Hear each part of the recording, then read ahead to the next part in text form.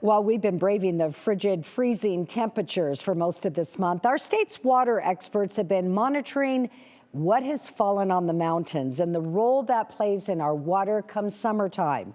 Our Jude Binkley spoke with a hydrologist about the snowpack and what that means for our water supply. So, Jude, how are snowpack levels looking?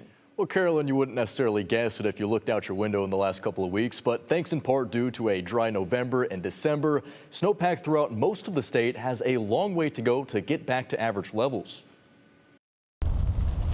Despite the recent storms, snowpack levels in Idaho mountains are lagging behind what's normal. Okay. Hydrologist Ron Abramovich says there is a split in the Gem State with more severe drought conditions in the north. What we're seeing is a kind of a major divide between south of Snake River and those basins that come in with the Wahi at 141% of average, Bruno, Salmon Falls.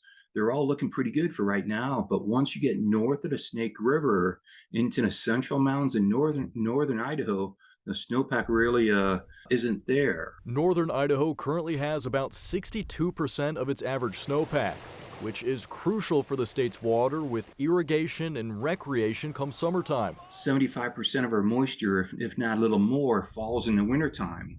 We get very little moisture during the summer to grow our crops. So that's why irrigation is so critical to Idaho. And so our winter snowfall really makes or breaks the season. So that's why so many people are watching it for irrigating, for river running, for filling the reservoirs, or releasing water for hydropower when you have to as well too.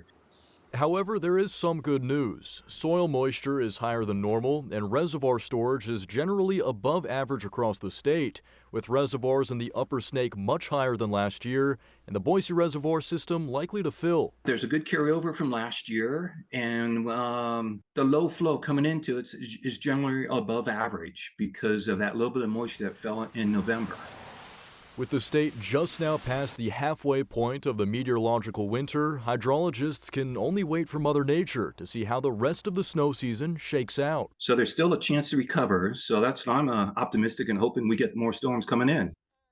And snowpack levels typically peak around April 1st, give or take, depending on elevation levels. So again, Carolyn, we're at the halfway point of the snow season. There is still time to make those numbers up. Yeah, we'll see how it goes.